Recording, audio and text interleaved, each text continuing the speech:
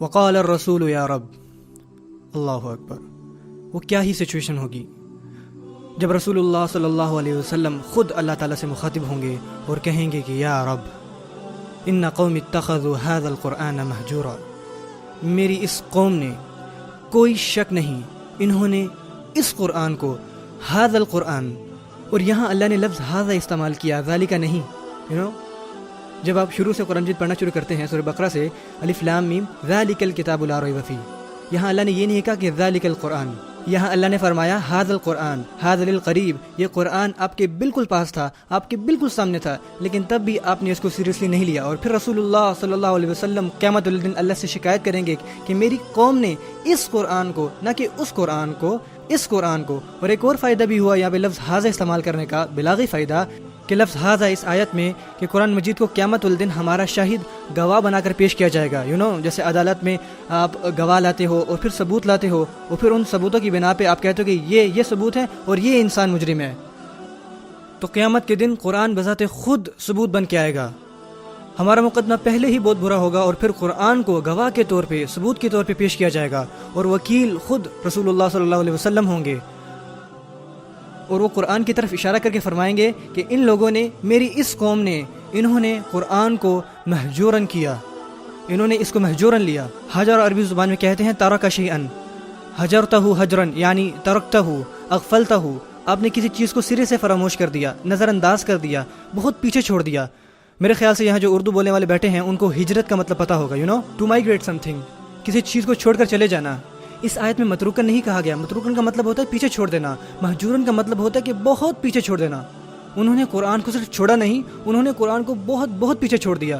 وہ اس کے قریب بھی نہیں تھے، انہوں نے اس سے کہیں بہت دور ہجرت کر لی. اور میں آج اپنے آپ کو اور آپ سب کو یہ یاد دہانی کروانا چاہتا ہوں کہ جو کردار قرآن ہم سے مانگتا ہے، اگر ہم اس سے بہت دور ہیں، وہ کردار ہمارے اندر نہیں ہے، یہاں تک کہ ہم اس کی تلاوت بھی کر رہے ہیں، تو یہ بھی قرآن سے ہجرت کی نشانی ہے. ہم ابھی بھی قرآن سے بہت دور ہیں، یعنی ہم اس کی تلاوت کرنے کے باوجود بھی اپنے کردار میں کوئی تبدیلی نہیں دیکھتے، تو ہم اس سے بہت دور جا رہے ہیں. اور یہ بنی اسرائیل کی خصوصیت تھی. اور سورہ فرقان قرآن کی 25ویں صورت ہے، زیادہ لمبی صورت نہیں ہے. جب آپ گھر جائیں تو آپ اس کی ٹرانسلیشن پڑھ سکتے ہیں.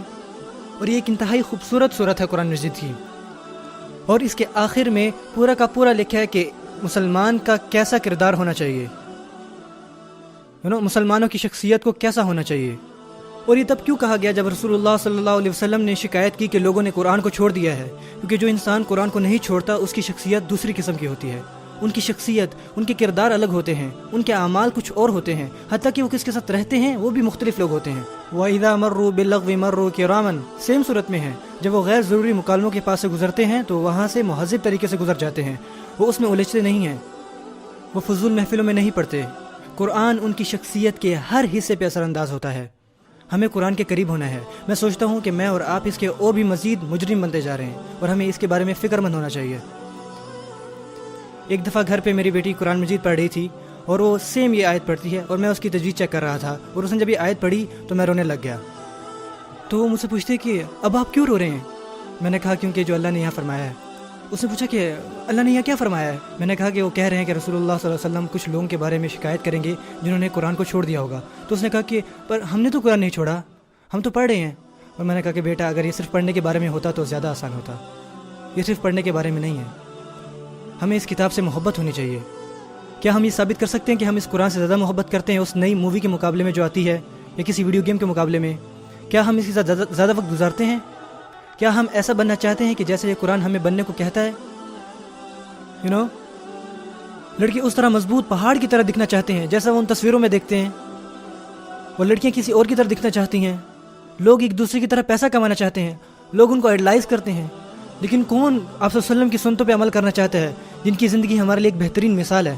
آج کا ہر نوجوان سونے سے پہلے یہی سوچتا ہے کہ یار کاش کہ میرے پاس 6 پیکس ہوتے. اور یہ کبھی کوئی نہیں کہتا کہ یار کاش کہ میرے پاس زیادہ سنتی ہوتی ہے آپ صلی اللہ علیہ وسلم کی. کون ایسا کہتا ہے؟ اور کیسے ہم اس کو نہیں چھوڑے؟ ہمیں ایسے لوگوں جیسا ہونا چاہیے جو قرآن کی طرف واپس آتے ہیں. سیریسلی اللہ ہمیں اس کتاب سے محبت کرنے والا بنائے، اور اسے ہماری زندگی کا ایک بڑا حصہ بنائے، تاکہ اس کتاب کی برکت سے ہر چیز ہماری زندگی میں رحمت لائے.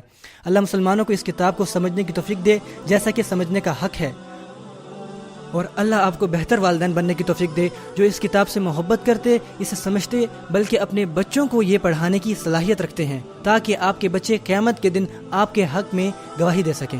اللہ مسجدوں اور مدرسوں کو جہاں یہ بچے قرآن حفظ کرتے ہیں انہیں نہ صرف یہ حفظ کروانے بلکہ انہیں اس کا ہر لفظ سمجھانے میں بھی مدد کرے، اور اس کے ساتھ زندگی گزارنے اور نماز میں نہ صرف اپنی زبانوں سے بلکہ اپنے دل سے پڑھنے کی توفیق عطا فرمائے۔ اللہ ہمیں ان لوگوں میں سے بنائے جو واقعی قرآن کے ساتھ جیتے ہیں اور قرآن ان کے دل میں موجود رہتا ہے۔ بل ہوا آیات بینات فی صدور الذین اوتوا العلم، یہ آیات ہیں جو ان کے دلوں میں رہتی ہیں جنہیں علم عطا کیا جاتا ہے۔ اللہ ہمارے دلوں میں اسے پیوست کر دے۔ بارک اللہ لی ولکم فی القرآن الحکیم۔ والسلام علیکم ورحمۃ اللہ وبرکاتہ۔